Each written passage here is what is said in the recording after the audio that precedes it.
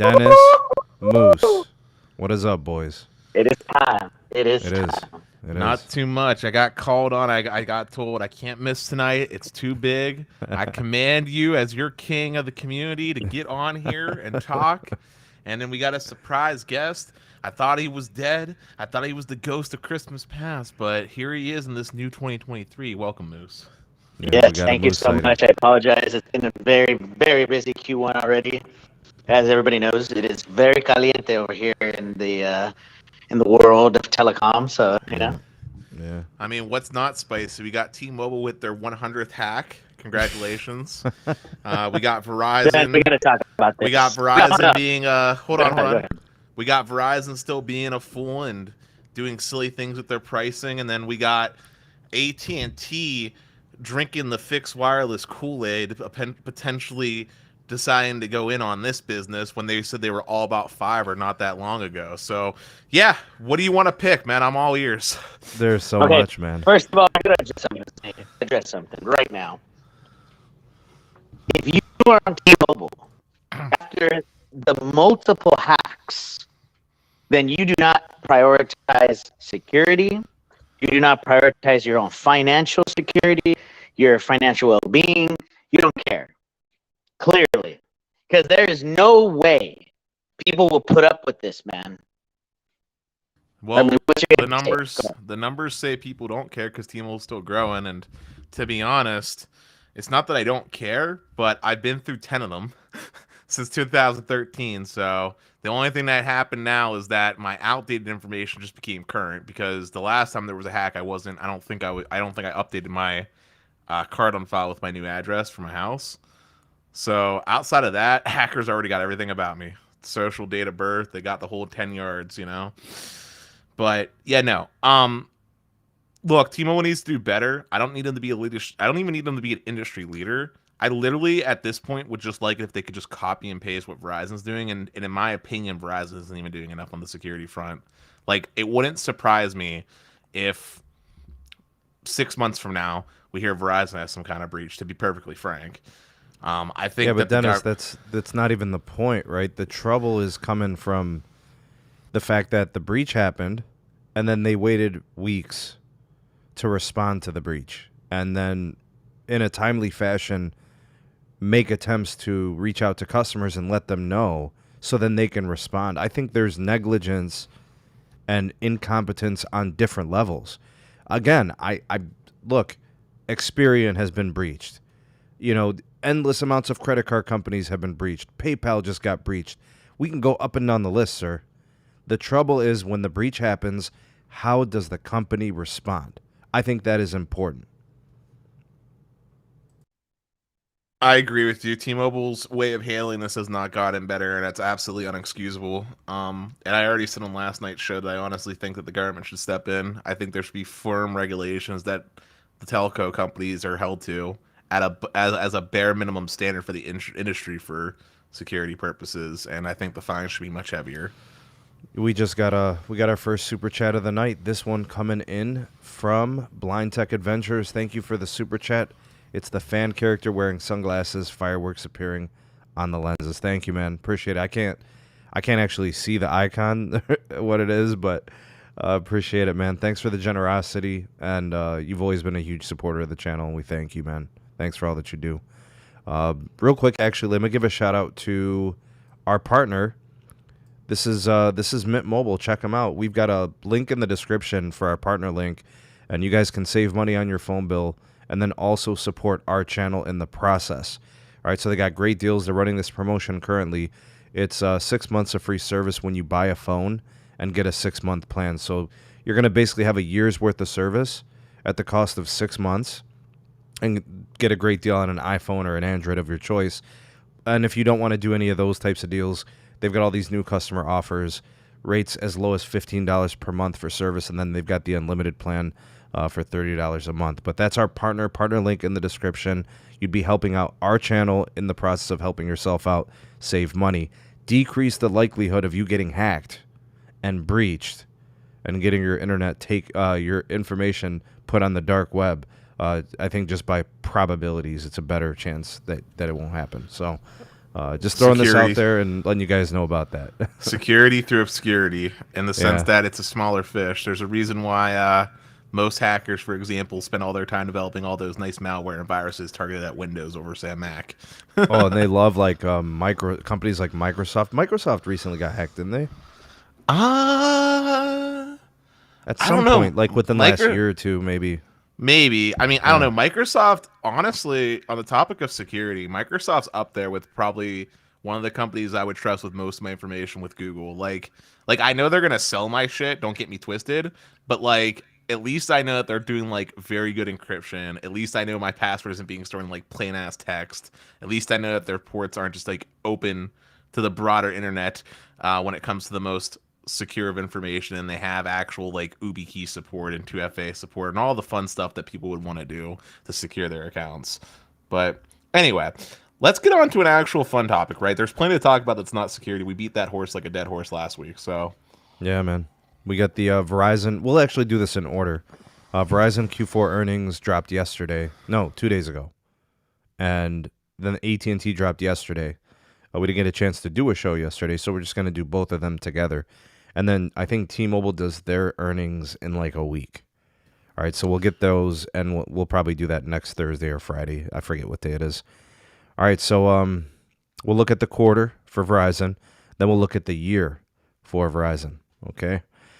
With respect to broadband, I want to start with the internet piece, Dennis. The fixed wireless and the FiOS. Okay, so total broadband net additions of 416,000 in the green. Best total broadband performance in over a decade. Strong demand for FiOS and fixed wireless.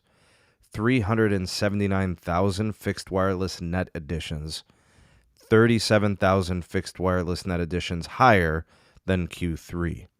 The company reported net addition growth in fixed wireless throughout the year. The full 2022 ads came out to about 1.3 million. That's pretty good. 59,000 FiOS internet net additions. Dennis, let's start there, sir. You heard the numbers from fixed. You heard the numbers from FiOS. What's your take? How you like those numbers? the fixed wireless one doesn't surprise me at all. The price point's good. Out of the two fixed wireless options, I think it's the one that comes closer to providing a home internet experience, and it makes a lot of sense for customers that have Verizon Wireless to get that, and it tracks with their C-band deployment. The FiOS ads, unironically, is more surprising to me, considering that FiOS really wasn't a heavy growth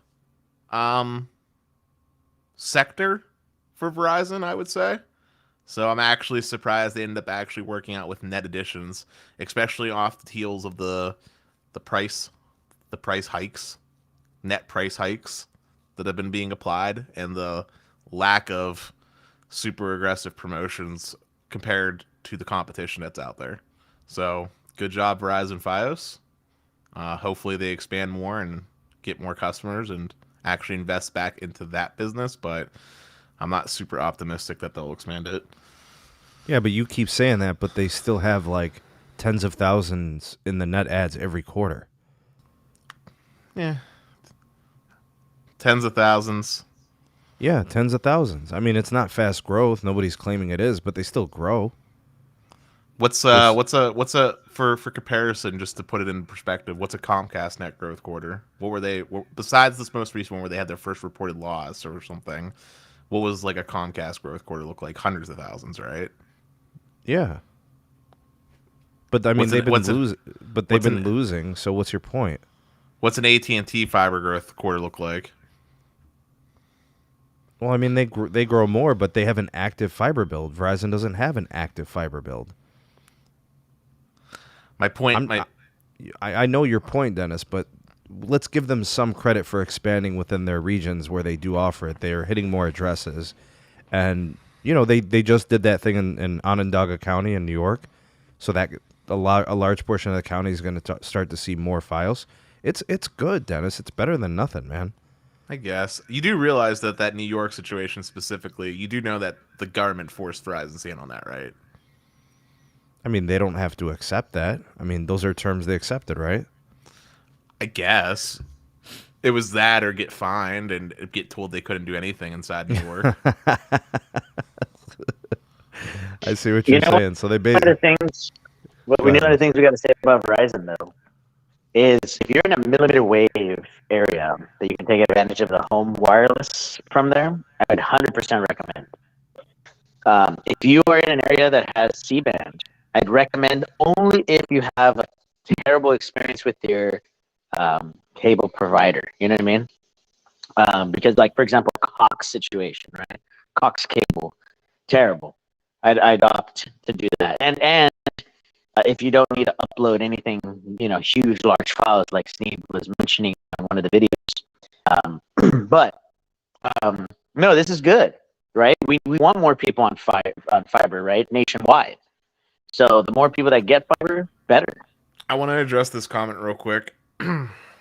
Dennis, fiber is a pipe dream. Even if you're in an area that has fiber, most MDU owners are not going to pay to have fiber ran to each individual unit, so fixed wireless makes sense. Tech guy, electricity is a pipe dream. Apartments aren't going to pay to have electrical lines ran to each individual unit, so candlelight makes sense.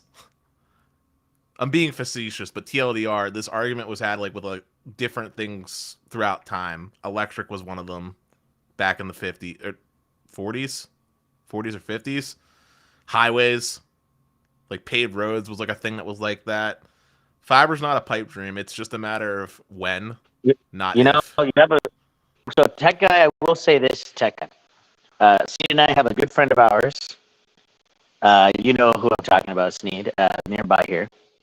And he just recently moved from an area that had Verizon millimeter wave fixed wireless to an area that it's a brand new building, right? Brand condo building. It's not pre-wired for AT&T fiber because apparently AT&T fiber requires like a conduit to be built with Ethernet cable in every room, like the whole setup, right? And that's actually, from a customer point of view, that's amazing, right? But from a builder point of view, that's additional cost, right? So I understand why the building didn't even opt to do that. However, I will say this. Spectrum came in and wired it because they don't require a conduit or whatever. They just require the damn coaxial line. But AT&T got creative, right, to get their fiber, which was literally within 10 feet of the building, right? Every would be wired for fiber once they request it, right? So that's excellent news for all the customers in that building. MDU, even though it's only 4 units, it's still technically an MDU. So, you just have to be creative sometimes, right? Know the right people, talk to the right field manager that is willing to do something that is not normally done, right? So, or this is my 2 cents. On the topic of creativity, what you could do is you could just run the fiber to like a basement cabinet and then literally just run Ethernets from like a very fancy switch to all the rooms and just have that central hub be the controlling factor for all the units in the apartment complex. You could do something like that. This is a pretty crazy statistic here from Vivian. The estimation to get millimeter wave nationwide would be $500 billion, according to T-Mobile, and they could have it done by 2050. Wow. Yeah, by that point, we'll be talking about 7 or 8G. Yeah, 9Gs and 10Gs. But anyway, I just want to be clear here. It doesn't even have to be fiber. Like, I'd be happier having a good coax connection that is then immediately linked to a fiber node than fixed wireless. And Sneed, I know you're going to be like, but millimeter wave is air fiber, yada, yada, yada. But you can't argue with me that you would rather have like good coax, especially with like the DOCSIS 4 upgrades and the improved latency. And yeah, I want cable version 4.0 or whatever, Yeah. I want the next generation upgrade cable. Right now I'll take cable, I'll take fixed wireless of any sort from Verizon over current cable in my area. But if they were to upgrade and get a more symmetrical uplink, they can have my money if it's good. Side note, is my audio choppy? I got told my audio is choppy. They hear it differently than us, because we're in the studio.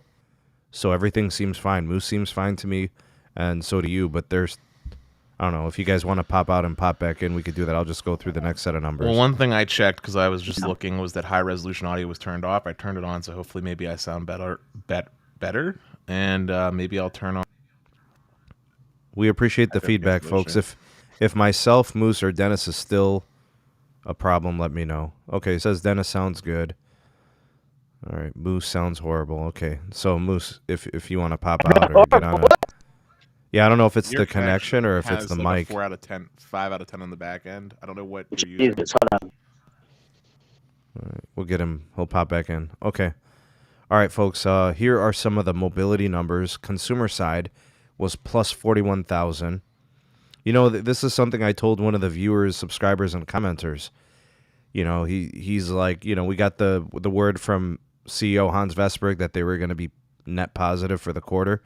And I thought to myself, literally, if they're like plus 20,000, I wouldn't be surprised.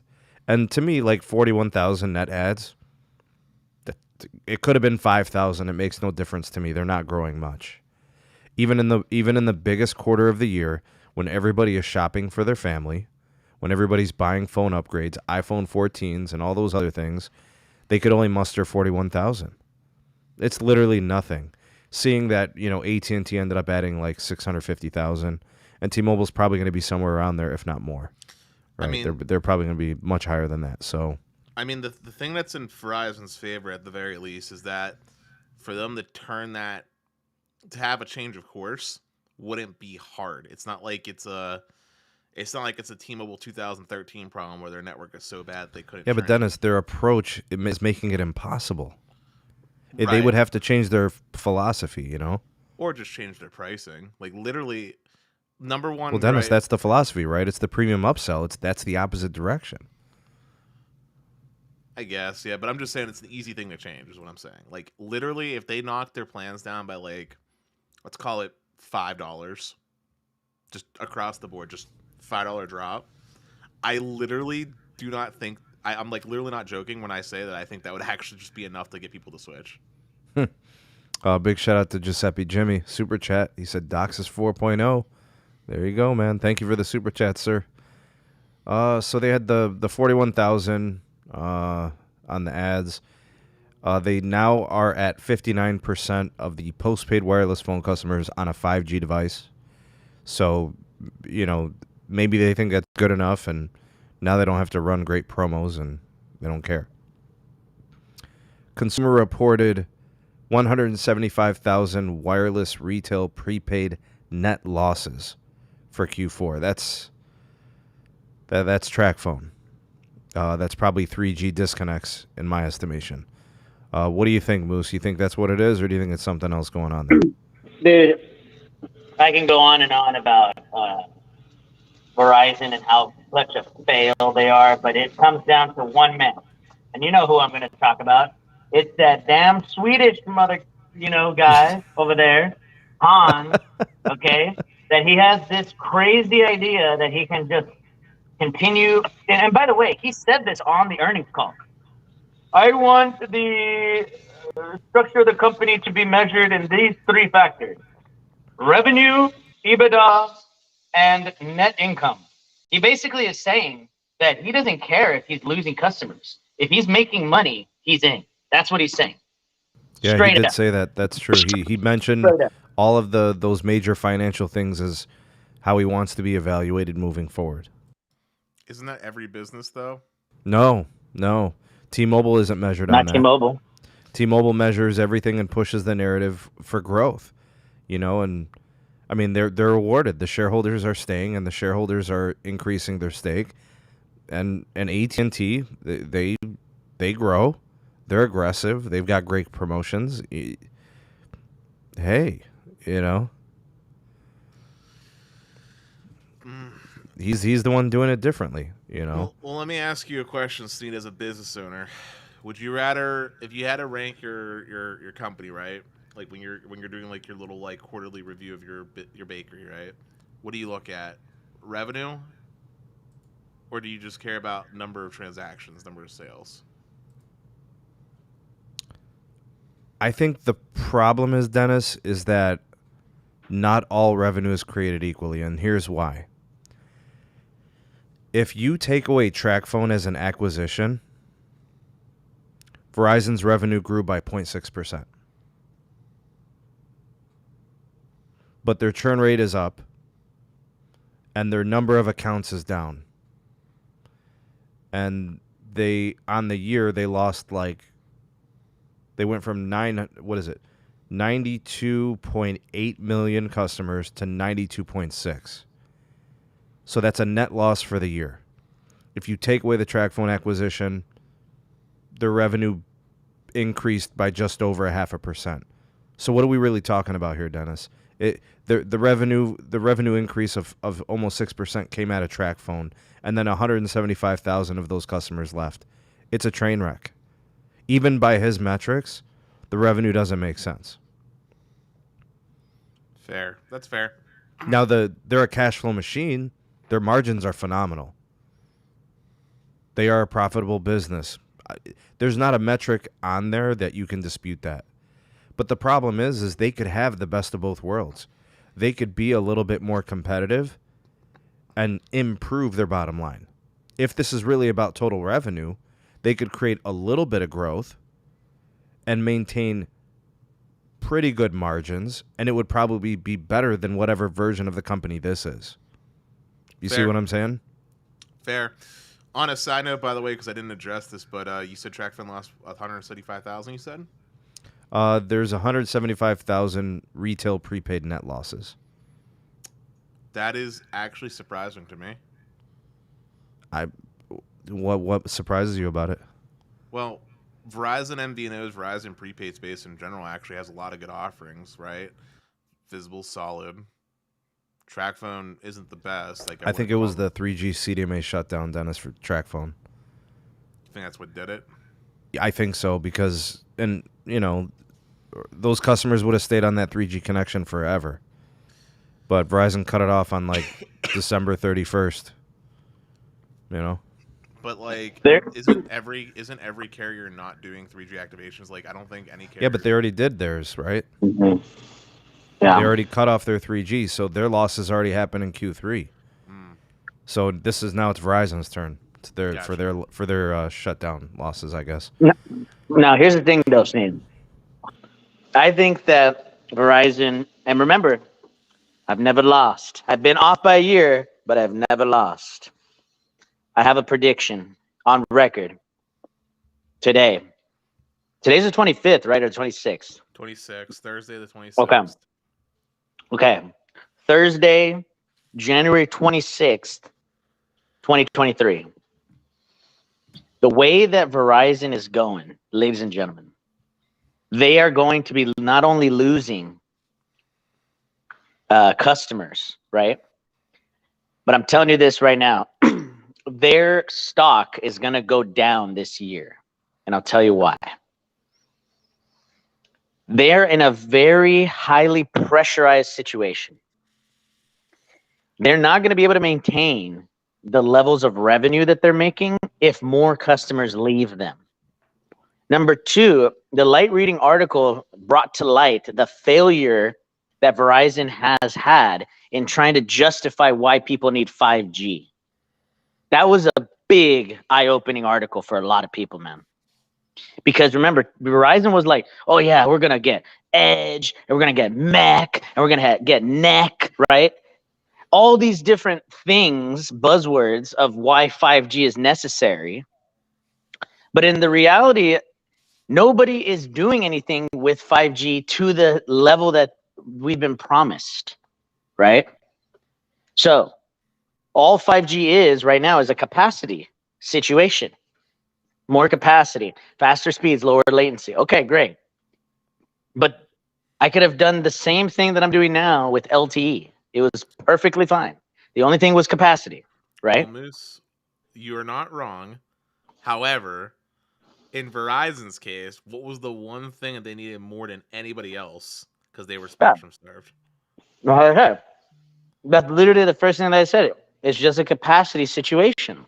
Right. So I'm saying, but in Verizon's case, and for the end user, it is a noticeable impact, right? Like, legitimately, there's places in Pittsburgh that went from legitimately getting less than like 2 megabits per second on band 66, band 13, to now on 5G UW, even in the worst case scenario, you're getting a very usable 50.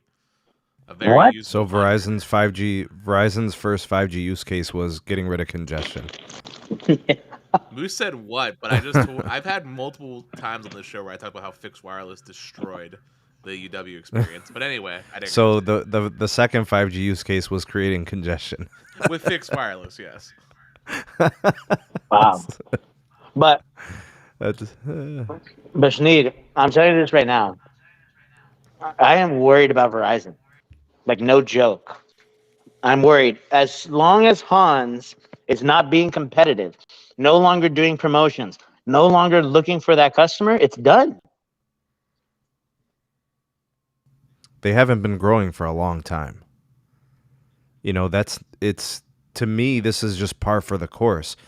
When one quarter is bad, you say it's a one-off, right? Historically, Verizon has always had like bad Q1s, and then they rebound in Q2. When we had the bad Q1 and then they had the bad Q2, I knew something was wrong. And then we had a worse Q3. See, that's a trend. You know, that's not a one-off. That's not like one time and you forget about it and move on. Bad Q1, followed by a bad Q2, followed by a horrible, awful Q3, and then a Q4, honestly, guys, in my opinion, it's just as bad as any of the other ones because that's the holiday quarter, and they only did 41,000 ads. If you do bad in the holiday quarter, then you really messed up. Yeah, 41,000 during a holiday season. Meanwhile, AT&T pulled the promo for 2 weeks and still did 650,000 net ads. Yep. They probably, if it wasn't for the shortage with the iPhone 14 Pros, They would have booked a million. I bet you AT&T would have pushed 900,000. I'm calling a million. They would have pushed. Yeah, why not? Pascal. I think it's a little aggressive, but yeah, why not, bro? Pascal, in the city conference the first week of January, straight up said, if we would have had inventory, we would have done 1 million. Jesus, dude. A Folks, million. It's very simple. It's very simple, Moose. Cable's going to have a big... Cable's... I haven't even looked at the cable numbers yet. I got to do that today. I bet you cable added at least 500,000 net ads. Between the two or just Comcast? Yes, between the two. Okay. At least 500,000. I bet you T-Mobile, you know, their numbers are going to be spot on. What was it, 800,000? 900,000? AT&T was 650,000. There is growth that still happened in Q4. It's just Verizon didn't have any of it. It was everywhere else. That's a Verizon thing. That's not an industry thing, right? So it's been 3-4 quarters consecutively. This is what it is right now. We don't see anything changing anytime soon. What plan? What feature? What bundle? What change in retail operations? What shift? What marketing? Where? What? How? There's nothing. It's the same as last year. In fact, I think if I was going to predict the Q1, 2, 3, and 4 for Verizon, all things created equal, another year of the same kind of stuff, the same moves, everything, it's going to be identical. Why would it change?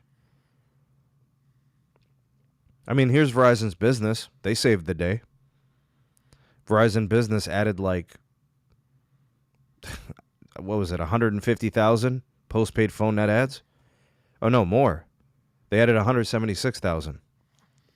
They continue to win. If it wasn't for Verizon's business segment, they'd have no growth. Look at it, and the churn, I think, for Verizon was like 0.89 for the phone churn, so that wasn't too bad. But that could spike in Q1. By the way, I do have got some intel on that. So try this idea for a second. You know how there's a lot of companies that are laying off folks? Microsoft, Amazon, Google, right? All of Yeah. these big tech companies, Tens of thousands at a time. tens of thousands, right? Okay. You know that both of those companies, just like any other company, they don't just rely on one carrier, right? For their cell phone service. And all of those people that are being laid off are corporate employees. Specifically in the Amazon case, the Do those lines 28,000 get that were, disconnected, Moose? boom. Just wait to see the churn on Verizon. I'm telling you right now, Amazon, just to give you an idea, Amazon, the majority of those 28,000 folks were on Verizon that were laid off. They had Verizon company phones from Amazon. What do you think Amazon's going to do, guys? Come on, it's simple. They're going to obviously lay off the folks, then they're going to shut off the phones. We don't need them. And you think that'll be substantial and that'll show up in the Q1 numbers? Yes, I'm telling you right now, people are going to be disconnecting the lines in Q1. Do you think that accelerates the losses by 50,000 to 100,000 on each carrier? Well, it depends on how many more companies. Like, I mean, every single company has been announcing, man. Every single company. So the more we see it weekly, and if so, for some reason it's only on Fridays when they announce. So I'm expecting a big announcement tomorrow. Another of 10,000 somewhere or whatever. Yeah. Right, exactly. Like Wayfair, Spotify announced. You know what I'm saying? Like there's a bunch of people. The thing about it, Moose, is like in 2021, when all the businesses were getting these PPP things, and it was always about keep people employed, hire people, we got to keep the economy chugging along. So like all these companies, and these telco companies included, they hired people, 10,000, 20,000, 30,000 additional over the course of 2021. And then 2022 comes around and the growth isn't there. The margins aren't there. But they didn't want to fire people right away because it's always a lagging indicator of the economic situation, the climate. But then now here we are, and this is what, Q4 moving in. And they all waited for the holiday season to end. January has been layoff after layoff announcement. Well, at least they waited until after Christmas. Yeah, I mean, but that's very textbook. You know? Yeah. Dennis, what do you think about these layoffs, first of all? Let me ask Dennis. I haven't heard on this one. I mean, I don't know what you want me to say. I think they freaking suck. I want to use other words, but I got to stay advertiser friendly here. But I think they suck. And I think that this is in part due to miscalculations by higher leadership at some of these organizations. Because if you specifically look at the companies that are doing the largest of the layoffs, it's specifically in the tech sector more so than in other industries. I'm not saying other industries aren't doing layoffs, but the tech sector specifically seems to be the most heavily impacted based off the reports that I've seen. And a lot of those hires that did happen, as Sneed was touching on, did happen over like pandemic time, but tech sector was also exploding during pandemic time, and I think they overstaffed themselves, thinking that growth would be maintained when it wouldn't, just due to the fact that once things sort of went back to normal, people didn't need the however many Netflix subscriptions got added, or however many insert Google work from home schools systems that they were doing for like schooling from home and stuff, or whatever else got bought.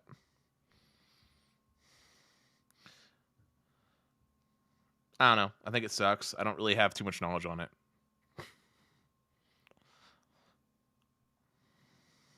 All right, good stuff there. The outlook and guidance numbers are in for Verizon too. We've got an expected range of revenue growth between 2.5% and 4.5%. I think in and of itself, this is a little bit disingenuous. Who the hell guides this? A 2% range. So it's kind of stupid. I'm sure that there are probably some investors who are looking at that and saying, why? Why so low? Why can't we get 4.5? Right? I think AT&T is guiding 3%, and they'll probably overshoot that. Yep. Right? So they're very different. CapEx, this is spending on the network, all things network. 2023 should be between 18.25 and 19.25 billion. 1.7 billion of that, it says here, will be the last bit small piece of the C-band dedicated capex. So if you take off 1.75 billion, it puts you, we'll call it 17 or 17.5 billion. The capex is technically dropping a little bit compared to last year. Right? So we typically have seen them hang around the 18 billion. Now they're kind of floating around the 17 billion, and I think moving forward that's probably where they're going to stay annually. But most of the heavy lifting is done. Like the major PAs have been upgraded, so disagree. I disagree completely, but also this indicates something big, guys, that I think is being overlooked. On the conference call, Hans said we're going to be upgrading where we need to upgrade, not every single cell site. Wait, so they backtracked what they said at the last earnings conference? Boom. Welcome to the reality. They don't have enough money, man. They can't borrow enough money. Their capex is going to be above 17 billion. I also I disagree with Moose's logic here. So first, there's two disagrees. First, I disagree about their C-band and their build-out being done. But the reason why I think they are pulling back is because they've realized they're not seeing the returns off the investment like they were anticipating. They're not seeing the same LT era boom with the 5G build-out. So if you remember, Verizon was one of the first people to get into the LT space. It's what led them to be the number one carrier in the United States for the longest time. Big old reliability impact, and a lot of new businesses and opportunities got generated from LTE. A lot of that hasn't happened yet. Fixed wireless is doing really good, but a lot of the other stuff hasn't really picked up. What's up? Why do you think it hasn't? Why do I think there hasn't been the use cases for 5G? No. Why do you think people are not adopting 5G C-band devices as quickly? Cost. I think it's the cost of cost of upgrade, and it's specifically also when the upgrade is happening. A lot of these companies and businesses probably already just recently did LTE upgrades. They're at a 60% upgrade rate right now, or they're at 60% of the phones are 5G on the network. Yeah, but phones aren't what I'm talking about for this. Like, I'm talking about the everything else. The smart washer and dryer, the self-checkout kiosk at insert store, the vending machines, the insert a million other different devices and applications and use cases that are all still basically running off of LTE now. So I'm saying, like, outside of phones in the consumer space and outside of fixed wireless, nothing else has been adopting or taking advantage of the 5G tech. Everything's still running on the LTE. I don't understand what the trouble is. Like, what's the concern with respect to the capex? I mean, that's like a 5% decrease, a 10% decrease, if that. Because there's still a lot of network that needs upgraded. They still have sites. What are you guys talking about? How many tower sites have they upgraded already? I don't know the exact number, but I can tell you there's still plenty of tower sites that have band 13, band 66, and only got 100 meg backhaul. Okay, but I'm asking you to start thinking about these things. How many tower sites does Verizon have, and how many have been upgraded already? I think that everywhere that has the ability to transmit the 60 megahertz or 100 megahertz, depending on the area, majority have been upgraded by now, at least 80%. However, this year, by the end of the year, we'll have additional PEAs that are going to be unlocked, correct? Yeah. There's going to be some early clearance stuff, and then there's going to be December where the rest of it gets cleared. Right. Yeah, but those have already started to get built. And, I mean, if I'm looking at sheer numbers, if I look at the top 75 PEAs for Verizon, that's like 70% of their tower sites. Like, why would it be so hard to understand the fundamental idea that most of their sites would be finished by this year? I mean, they're talking about getting 260 million pops. How many tower sites, like T-Mobile is at 260 million pops. How many of their tower sites have been 41? I'm going to bring up a conversation that I had with Sneed a couple weeks ago that is going to be very controversial to a lot of people, but I definitely want to get Dennis's take on this. Hit it. So there is a theory, or I wouldn't say a theory, but more of a, It's a I don't know how to, hypothesis. yeah, a hypothesis, or like a general understanding, maybe that's better, that all this money that Verizon poured into the network to put millimeter wave nodes everywhere actually backfired on them, in the sense that instead of doing that, they should have just been upgrading the cell sites for, the modernized LTE at the time, and then get ready for C-band. So then it's just a one touch, right? But instead, what they did is they poured billions of dollars into this millimeter wave that, realistically speaking, is not, there's no ROIC, right? Return on investment capital. The ROIC is so low on all that billions that they spent in 2019, 2020, 2021, 2022, Oh my that now God, they're Moose, realizing that, you're yeah, Moose. You're. This is indictment on your own argument. How much money did they spend on C-band, and how much money did they spend on millimeter wave? once the C-band was available, they pushed it to the limit. But what I'm saying is that when C-band was not I need available to the numbers. port, I need numbers. You tell me, Moose, how much money they spent on millimeter wave licenses and how much money they spent on the nodes. I'm not talking You about the tell. You give me licenses. that number right now because I know the number and I know the number of the C-band too, and I'm going to tell you why you just put yourself into a hole. I'm not a whole. It's being proven right now. That's why their Really? stock is going to be, yes. Really? That's why I said, the first thing that I said was that Verizon stock is going to go down because the investment community does not believe in their strategy of this premium network BS, right? Moose. It's not All right, working. I'm playing Moose, this is moderator real simple quick. mathematics. There are 35,000 millimeter wave nodes. That's the math. Each site costs 20,000 to construct. Okay? The spectrum licenses a few $1 billion. C-band by itself, the spectrum licenses are 10 times more expensive than the millimeter wave licenses plus the equipment. So what argument are you making? I understand, yes, they should have been upgrading all the other sites that are elsewhere. They were important. I get it. But they were clearly looking at it like, we'll be back for those and we're going to do them with C-band when we get the licenses. That's as simple as that was. Dennis, before I respond, do you want to get in on this? I was gonna say I wanted to play moderator. Let's just hear the numbers. I didn't know them off the top. But here's my thoughts. I agree with I agree with Moose that Verizon should have been modernizing their cell sites. Wait, all three of us agree. We're all on the same page.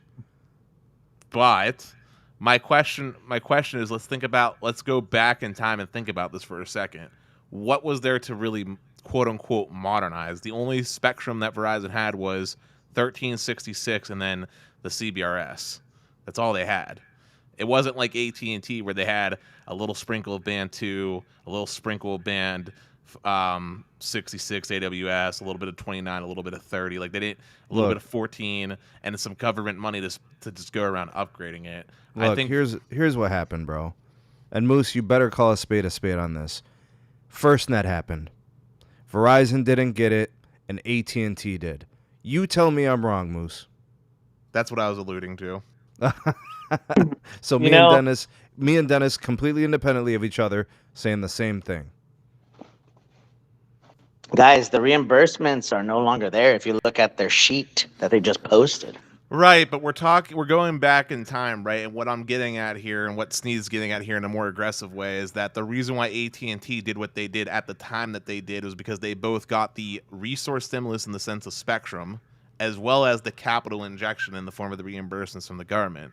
Verizon might have had the money to do so, but they were lacking on the spectrum portfolio to make use of it in any meaningful way. So I don't actually necessarily disagree with the idea of using millimeter wave as a way to offload their macros. The thing I do disagree with, though, is the fact that once C-band did go live, they didn't, or once they knew about the C-band auction, and once they were getting prepped for that, I do disagree with the fact that they didn't start immediately going about and then upgrading the full stack when they would touch the C-band sites. Because Sneed, as a counterpoint to you, look at Pittsburgh. There are plenty of sites in Pittsburgh that got the C-band upgrade but did not get the CBRS treatment or all the other bells and whistles during the upgrade path. It wasn't a one-touch. It was a multi-touch pronged approach, similar to the same crap that I call out T-Mobile for, where it was like C-band antenna first, and then backhaul got upgraded like 9 months down the road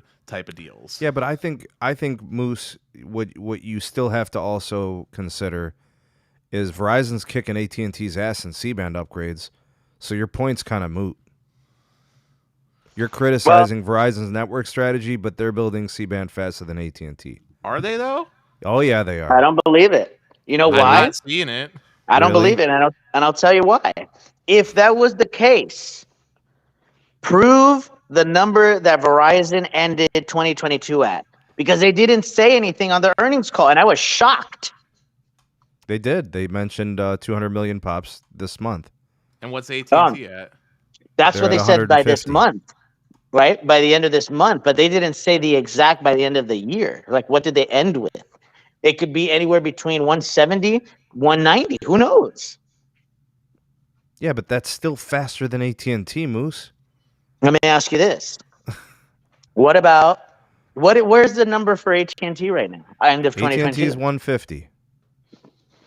Is it on record by Pascal, or who said it? Yeah, it was. I think who's the chief network guy? It was Sambar. Sambar. Interesting. I mean, I hate to be that guy, but it's where I live. If you look at Pittsburgh, AT&T basically lit up Pittsburgh, like the entirety of Pittsburgh with 5G Plus in the matter of a month. Yeah, but we just looked at the coverage maps, and just looking at what's mapped, and even there's parts where Verizon hasn't mapped it yet, but they've put stuff live. Verizon has done C-band at a faster pace than AT&T nationally. There are some markets where I think AT&T has built faster than Verizon, but there are more markets where Verizon is building faster, and that's why that number is higher. I mean, 200 to 150 million pops, it's not that big of a deal, but it's the truth that they have built more pops. So if we're going to criticize Verizon for lollygagging for the last couple of years, not upgrading sites, now that they're upgrading them, I mean, what are you criticizing? I'm not sure what Moose's original point was with the millimeter wave thing. I think it was... Well, he's basically saying that it was a waste of resources that should have been going elsewhere instead of to the millimeter wave. Oh. Correct. I mean, that was my point. He's not wrong. I mean, they could have done other things. He's not wrong, but we knew what the business model was, right? It was going to be to get to those sites when they had the licenses.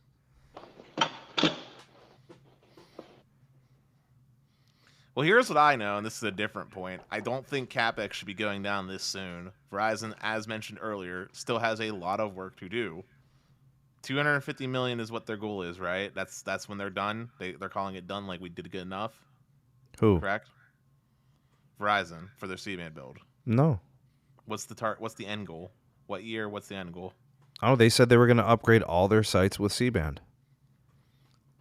Is that what he actually said? Because I thought it was 250 mil. Moose? No, that's what they said. Well, that's why I'm countering that point to what Hans said on this latest earnings call, because it changed. But then, Moose, why would you have 200 megahertz of C-band in Montana?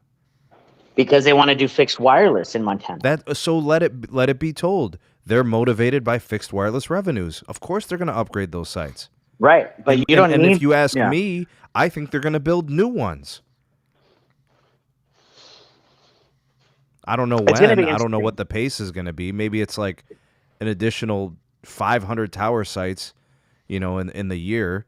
But they're going to add some more, right? And then they can monetize it. Also, there was a theory, which I wanted to ask you guys.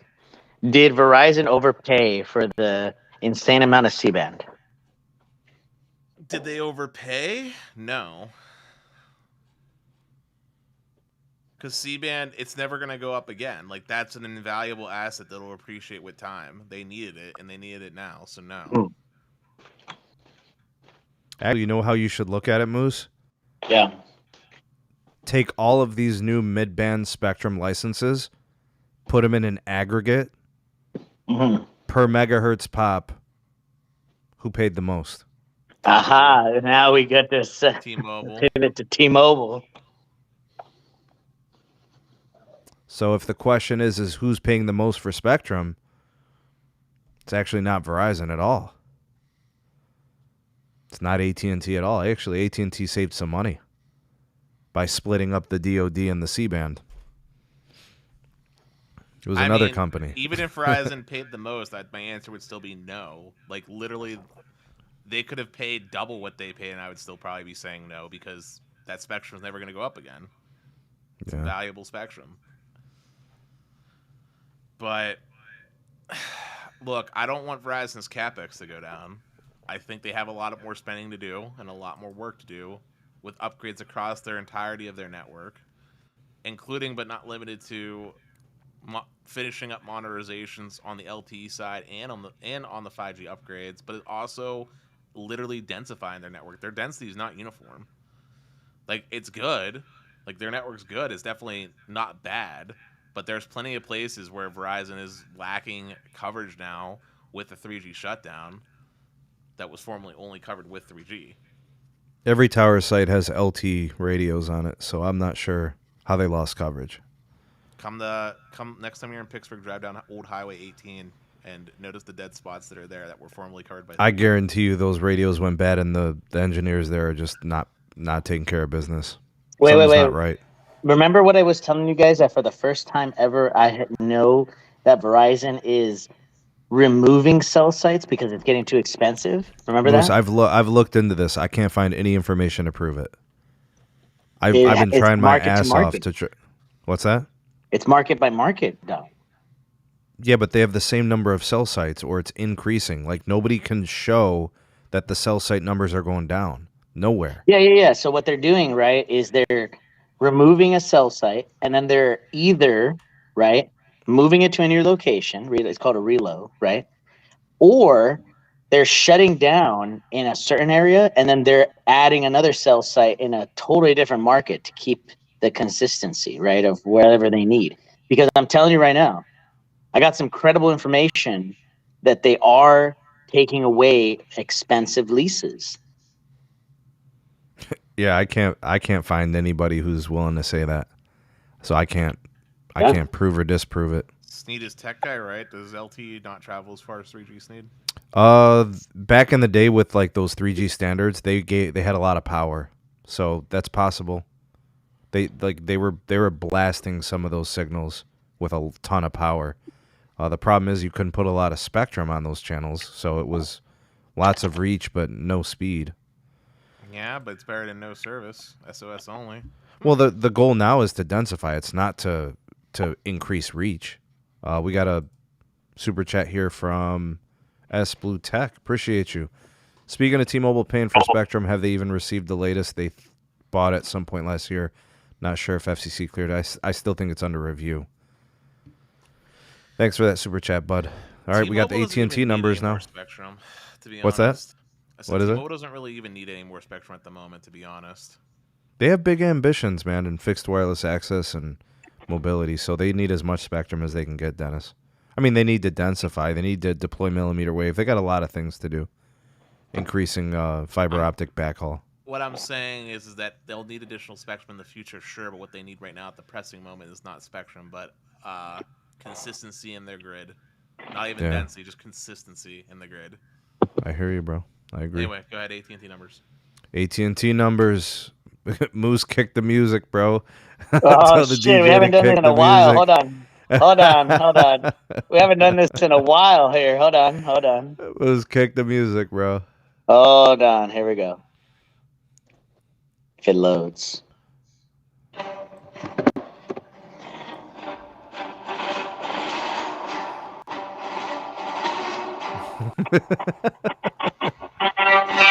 That's right. Don't get us demonetized, Moose. Yeah. Moose, where are the cheeks clapping that we're known for? I know. Where are they at, Moose? Oh, dude, it's been too long, man. I miss doing that. I was getting giddy right there. Ohio Real Fan, thank you, man. Appreciate the super chat, sir. He said he's glad to be a part of the awesome channel. Absolutely glad to have you. Thanks for being a part of it, man. Thank you. All right, so the subscriber growth, 656,000 postpaid phone net adds, almost 3 million for the year. That's a huge year, man. And that's like 2 years in a row where they've been huge years. 280,000 AT&T fiber net adds, 12 straight quarters with more than 200,000. Let that sink in. What's that? Let that sink in based off our previous conversation about Fios. Oh, God, Dennis. Okay. More than 1.2 million net adds for the full year 2022. Fifth straight year with 1+ million or more AT&T fiber net adds. Consistently growing there. Revenues are up. Broadband revenues, AT&T fiber penetration are really helping. They got 29% fiber revenue increase. Mid-band 5G spectrum, 150 million pops, more than 2 times higher than the original end-of-year target. I always thought that 75 or 70 million pops thing was just stupid. I'm glad they really pushed that. 19 million consumer locations passed. 3 million business customer locations passed. 100 U.S. metro areas. They're doing their cost savings thing. Let's see if we got anything else. Cash flow at $6.1 billion. They make money, dog. Full year, $14 billion in cash flow. Let's see here. This is the 2023 outlook. $4 billion capital investment. Wow. So Verizon is going to be at about 17-ish billion, and AT&T's got one more big year in them. They're going to do $24 billion this year. So it's about the same as last year. And I think after this year, they'll probably start cutting. What do you think, Moose? They go back to about 21, 20. What do you think? Oh man, Dennis, talk to me before I begin. I'm so hyped on this one. Go ahead. So, if we look at AT&T as a company by nature, not a lot has actually changed since day one. I don't actually see their capital investment going down too crazily, because I think they'll end up just taking the money saved from the build out on the network and putting it into something else. That's typically AT&T's MO, right? Yeah, continue to reinvest. Right. Yeah. So yeah, if they don't put it into the network for whatever reason, then it'll go towards something else. I don't know what that other thing will be, but it will go to something else. However, I do think that they're going to continue to actually invest the additional money into the fiber build outs, because there's been a lot of government contracts up for bid, and I think AT&T is in a lucrative opportunity to take advantage of that, since the FirstNet stuff has been drying up for them. Go ahead, Moose. Well, Stanky straight up was like, we're going to do this again this year.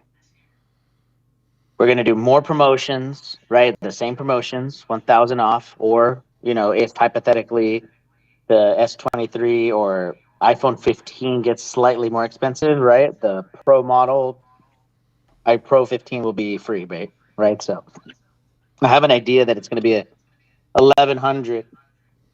Apologize, got some of the hiccups, but this year we know there's going to be more. It's going to be more expensive. You know what I'm saying? But incredible quarter. It's going to continue on. Verizon's not going to do promotions. T-Mobile is the only challenger. Yeah, but even their promotions aren't as good as AT&T's. Yeah. AT&T's promotions can go to any customer, new or existing. You can get a free iPhone. You don't have to get Magenta MAX. You could be on the entry unlimited. You could be on the mid-tier. You could be on the top tier. It makes no difference.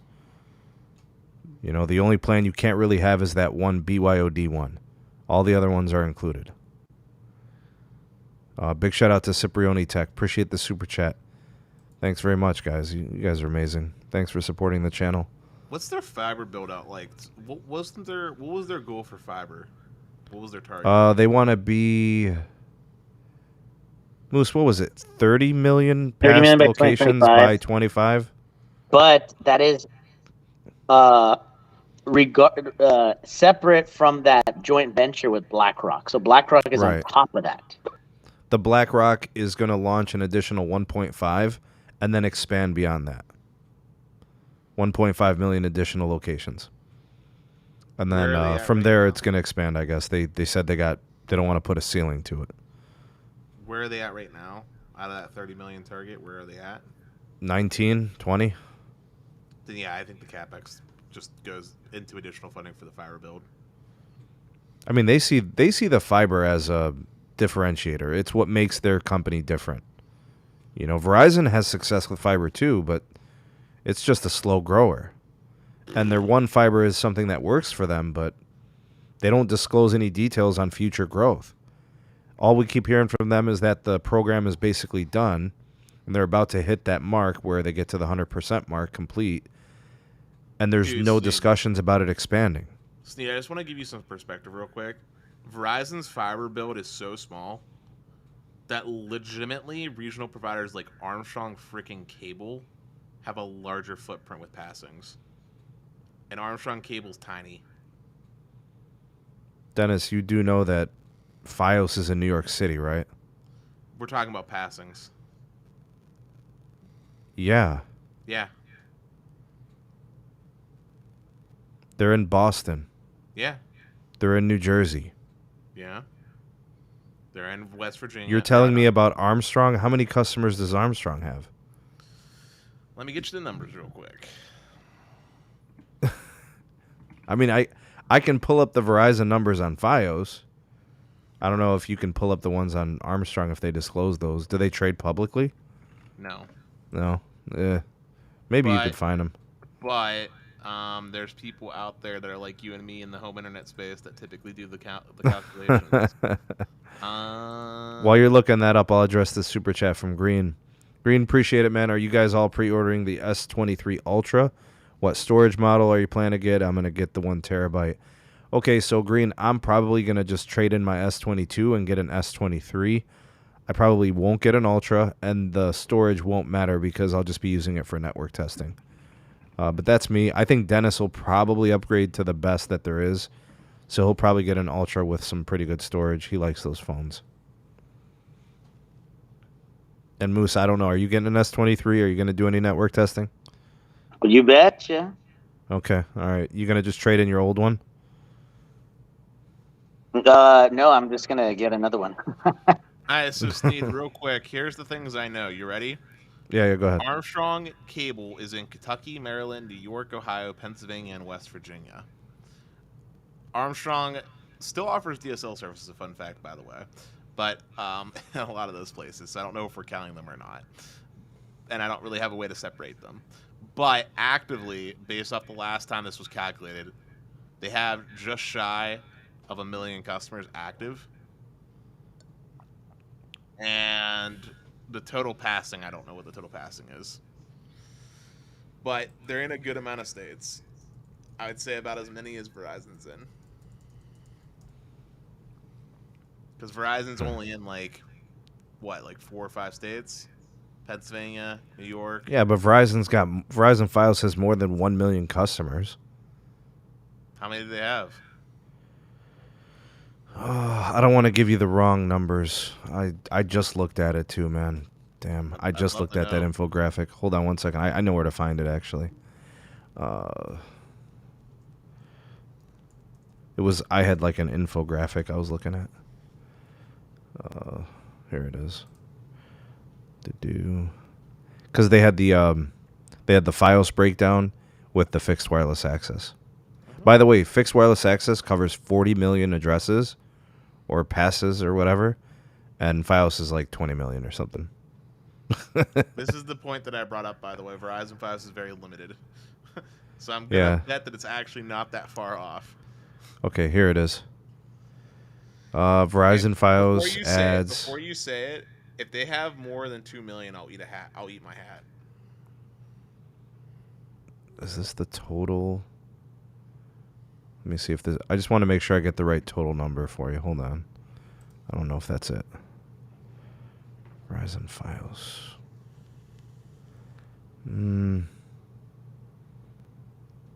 Okay, that's C-band stuff. Consumer business, fixed wireless access. Is this it? Where's business? Nope, that's not the infographic. I swear there was a slide that had it. I'm gonna find it. Damn it. Because I don't want to say like a wrong number and then people think I'm trying to spread bad information. All I know is that the fixed wireless is now up to like 1.3 million subs. Where is the Fios one though? Anyways. Well, if I believe Wikipedia, it's also fewer than 1 million. No. For Fios, not No. Verizon high-speed internet like DSL. Fios, based off Wikipedia, less than 1 mil. Dennis, they pass more than 17 million Doesn't mean they have addresses. Doesn't mean they have over 1 million customers. Are you serious? You don't think they have 1 million customers with 17 million passes? I just told you I'd eat my beanie if they had 2. Dude, if I take my neighborhood as an example, my HOA, which can get Comcast or Fios, I'm literally like one of 4 people in the neighborhood that has Verizon Fios. So they're all on the other guys? They're all on Comcast. Huh. The conversion rate for Fios is not like AT&T. It's not like a 50-50 split. It's like, if I'm being generous, 70-30. Yeah, God, man, I would be shocked if they don't have 1 million. That's crazy. You got 17 million passes. You can't convert 1 million of those? Really? We got to find this number, Dennis. Please do.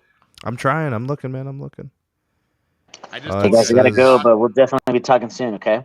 See you, Moose. All right, see ya. Thank you. Later, guys. 3.6 million? Does that sound right? I don't know. That's why I'm asking you. They have 143 million mobile customers. Yeah, it doesn't surprise me. That's sheesh, man. Why is this number so hard to find? I guess, and the question would be, does that 3.6 include DSL? I don't know how many DSL customers they have. I know that they lost some DSL. I think they lost 30,000 this quarter. Side note, by the way, Verizon just in general is in Delaware, Massachusetts, Maryland, New York, New Jersey, Pennsylvania, Rhode Island. Dennis, at the end of 2021, they had 3.5 million Fios customers. 3.5 million. Okay. So you got to eat the beanie, bitch. All right. Good. Don't eat the beanie, Dennis. We love you. No. That's more than I was anticipating. That's a lot more. I thought they were going to be around 2 or 3 million, honestly. I told you if they were over 2, I'd eat a beanie. How many of those do you think are DSL, though? Because they've been losing those customers, and a lot of those customers have been getting rid of the TV, too. You know, Fios does the TV internet. Verizon doesn't offer TV for DSL customers. Oh, they got rid of it. Now they just offer them like YouTube TV or something, or Hulu? No. Fios offers TV. Verizon DSL was landline and DSL internet. Oh, gotcha. Okay. What a mess. I thought they sold everything to Frontier. Verizon still has 1 million. Wait, is this just for Pennsylvania? So in Pennsylvania, and this is based off of an Ars Technica article. Okay, here we go. 2.1 million fiber customers, 1 million of them are DSL. I said if it was over 2 million, I was only 100,000 off. Okay, so they got 2.1 million fiber Fios. Correct. And they have 1 million DSL customers. Okay, but it says that they got 3.7 million customers. This Ars Technica article is from what year? 2015. 15? Yeah. Yeah. Whatever. Don't eat the beanie, Dennis. I don't know. Verizon's not very public about sharing that information for clear reasons, I guess. No, I swear, man, I saw an infographic recently. I'll just have to find it just for the sake of confirmation. Please do, because I'd be Yeah, very just so curious. we know. Yeah, Verizon, there's no maintenance, and AT&T, they'll fix it, but will take their time. Is this true, Dennis? I mean, yeah, legitimately, Verizon lets their DSL legitimately rot to the point where they're getting sued by local municipalities for not maintaining the service as people lose their landlines and the ability to call 911. And instead, Verizon tries to offer them this little freaking rinky dinky wireless adapter that basically converts an LTE connection into like a landline connection for old people.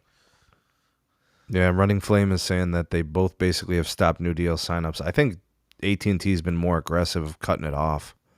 Yeah, but at least with AT&T, they're converting those DSL customers to fiber. Verizon hasn't been doing that.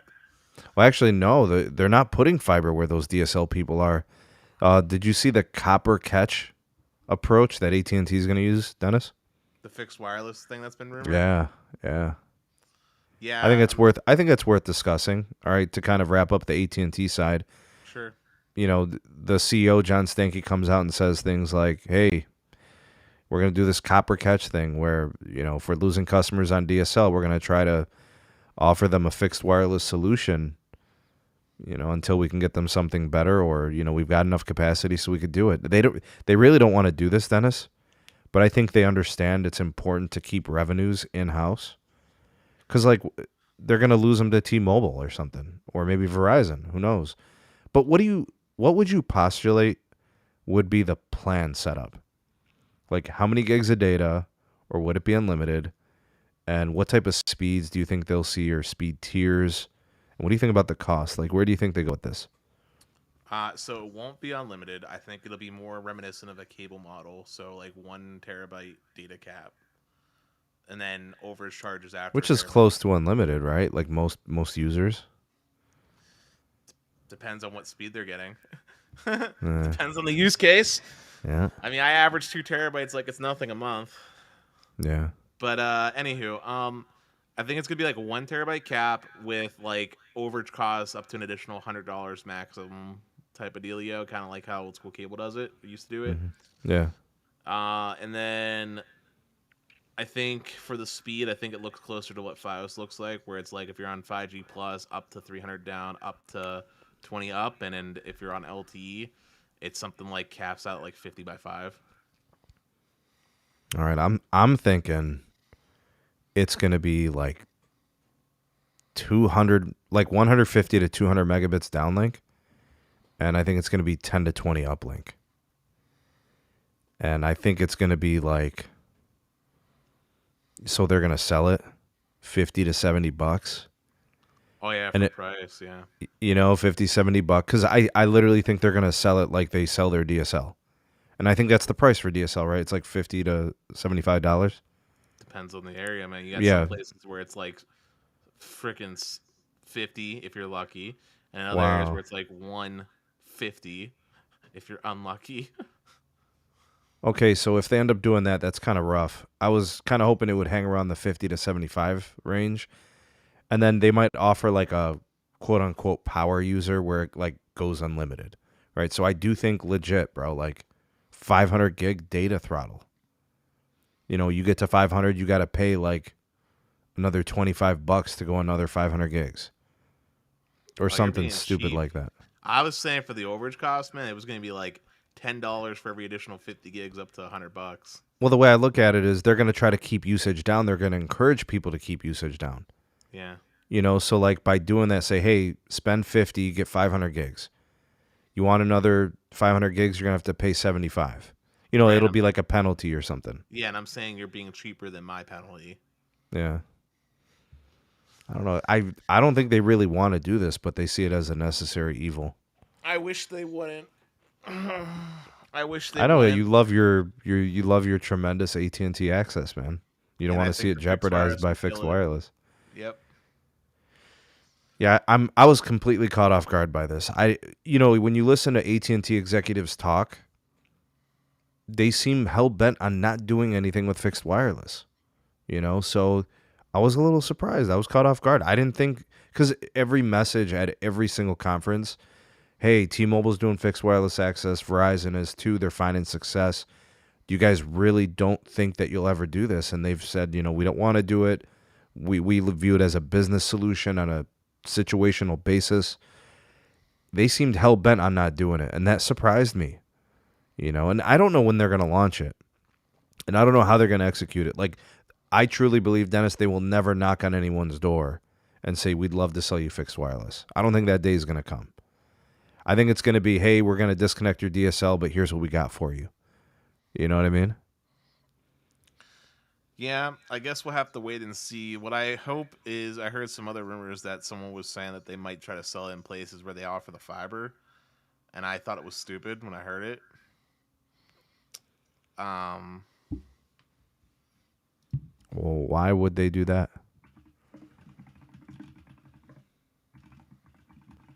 Typing who I heard from. Yeah, that's kind of wild. But in places you have fiber.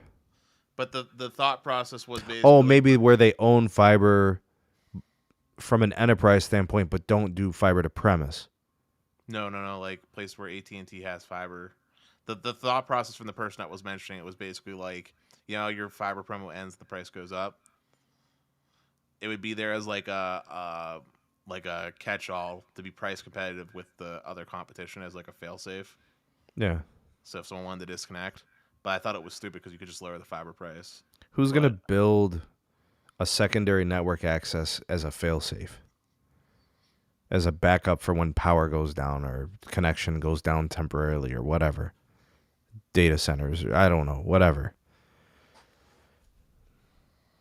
I don't know. I don't think that's the case. I'd say that's the least likely answer or when I situation. Say fail-safe is a way to save a customer who wants to leave because of price.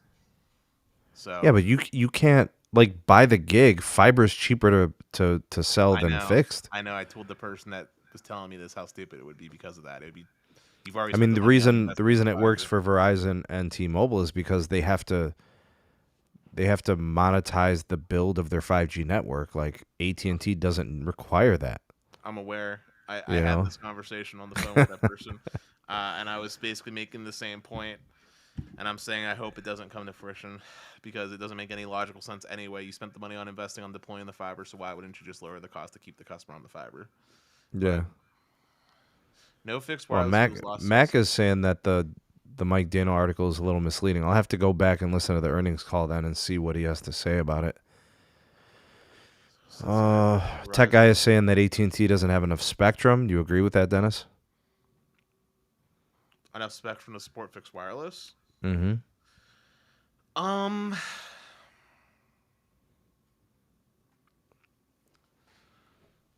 They have enough spectrum, but they don't have enough spectrum deployed on air. And so what about in like a year? I don't think any network has enough spectrum on air or density to support fixed wireless at this current stage, and I think it'll require an additional 5 to 7 years of build out. I think the millimeter wave's a slam dunk. I think the mid-band needs help, That's the point, though, right? You have to do millimeter wave. Yeah. No one has a millimeter wave build out that's as dense as their macro coverage, which is what would be required to support a home internet use case. You get the customer premise equipment outside, and you get millimeter wave on all these sites. Got yourself a solution. I mean, 10 gigs fiber circuits, obviously, and you're golden. So tech guys saying that Verizon's selling fixed wireless in Fios areas. Who would take that over Fios? I know that at my household it's not an option, but... Yeah, but just think about that. Like, Fios, fixed wireless. Depends on the price, right? If Fios is saying that it's $80 for insert speed tier or $25 for the fixed wireless, what does the customer pick? Yeah, but why'd you just make it 80 to 25? I use that because 80 is what like the mid tier costs with no additional promos or anything. Okay. So no discount available. No discounts. Okay, but you use the discount on the fixed wireless. Why would you do that? Because you're a Verizon Wireless customer and they're offering you. So you can get a discount on the fixed, but you can't get it on the Fios? You can get a discount on the Fios, but it falls off. What, like after a year? I think it's after 4. See what you're saying. Okay. Well, that would be substantial because that's a difference of about $55. There's people that are going to make that decision and say, I'm going to save the money. I know. Yeah. But my argument to that was, why wouldn't they just switch to the other person and get the promo for the cable? Yeah. I mean, at that point, I'm probably looking at cable as an option too. Yeah. Which, at by that the way, price point. I didn't understand this one. No fixed wire equals lost sale. If AT&T has fiber and they're trying to do what Verizon's doing here, I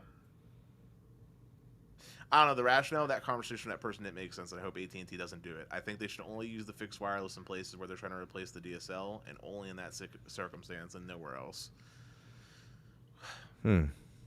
Interesting thing. Again, I was surprised when I heard AT&T wanted to do some type of fixed wireless. I don't even know. Like, do you think they ever have 1 million subscribers on that service? On fixed wireless? Yeah. Sadly, yes. Really? Okay, does Verizon end up at 4 to 5 million? I hope not, but probably. Does T-Mobile end up at 7 to 8 million? I think T-Mobile ends up at like 10 to 11 million. Damn. I see T-Mobile being the biggest growth winner, and the only reason for that is because their price point is the cheapest out of the three, or out of the two, for standalone pricing. Like, you don't have to be a T-Mobile customer, and you get a really good fair price, especially with the promos that they run. Verizon's 50? Yeah, but T-Mobile was doing a $25 one without being a customer, weren't they? They still... Are they doing that? They were, at one point. Even if you're not a customer? Right. Yeah, that's pretty damn aggressive, man. $25. That's worth it to just treat it like a mobile hotspot, right, Dennis? Basically. Dennis, you are the GOAT, man. Thanks for joining me, and big shout out to Moose. Dennis, you want to take us home, or do you want me to do it? It's your show, man. You call it. Which one you want? All right. Let's go ahead and take us home, but really quick so I don't forget. And I definitely wanted to do this because I want to let you guys know what's going on with the channel. We now do have a partner and goes by the name of Mint Mobile. I want you guys to check out their plans and some of the promotions and deals they have. But I want you to use the partner link in the description, because when you do so, it helps out my channel. So if you would like to help yourself and save money and also help me and the channel, you can do so by doing your shopping through my partner link. Take advantage of these great deals. Get great network access, a great rate plan, and decrease your likelihood of being hacked compared to T-Mobile. So get the network without the likelihood of the hacks. So check out our partner, Mint Mobile. The partner link is in the description. And I think we'll leave it at that. I want to thank Moose for coming on and joining us for a bit. I want to thank Dennis. Dennis, I appreciate you as always coming on, giving us your insights, and commentary is golden. And we know that you said you'd offer to eat a beanie, but we don't want you to eat beanies. I'll make a beanie cookie. A beanie cookie. There you go. We'll eat beanie cookies the next time I come through to the Berg, bro. On a side note, though, Sneedman, when's your next show? Why don't you let the people know? Is it going to be tomorrow? Yeah, we'll do a show tomorrow, and I think what we'll do, Dennis, is it'll just be open platform. We won't have, like, specific things we have to get to. Like today was all about the earnings and the quarters and the years. I think what we'll do is just open platform, telco, all things connected devices, new phones, anything that people want to discuss, we can. Big shout to Dub. Oh, yeah, go ahead. I got 2 topics that you should talk about for tomorrow then. We should talk about the Samsung Galaxy A53 5G absolutely popping off. Like, literally one of the highest... The A53? Yeah, dude. Literally one of the highest rated smartphones on Amazon. Like, number 2 bestseller. Absolutely popping off for Samsung. And then the second thing we should talk about, I think, would be a discussion about when is there too much speed, right? Like, we've been seeing like 10 gig get offered in certain places and all this other stuff, right? Okay. And Comcast just recently bumped up the 1200 meg to 1500 down just recently. Yeah. I think we should have maybe a discussion on like what's the point of all the speed, including the 5G enhancements. Like, where is it good enough? Okay. So you'll be here tomorrow then, Dennis? Yeah, I'm down. Okay, then it's official. Those will be the topics, some of the topics that we'll discuss. Big shout out to David. Thank you for the super chat, brother. Appreciate you, man. Dennis, we shall see you tomorrow. SMT Nation, appreciate you guys for coming through and hanging out. Hashtag Mod Squad, hashtag Replay Crew, Hashtag 2LiveCrew. Hashtag help the bear. Hashtag save the bear. This one's for Pete. Hashtag feed the bear. Hashtag Telco ravioli Buddha. gang. What you got? Hashtag Telco Buddha for Pete. Hashtag Telco Jesus for me. Hashtag what's your telco name? Telecom Goat. Telecom Goat. It's Telco Poppy. Telco Poppy, that's what it was. Hashtag Telco Poppy, because you're the father of the community. All right, folks. Amazing. You all have a good night. I'll see you tomorrow.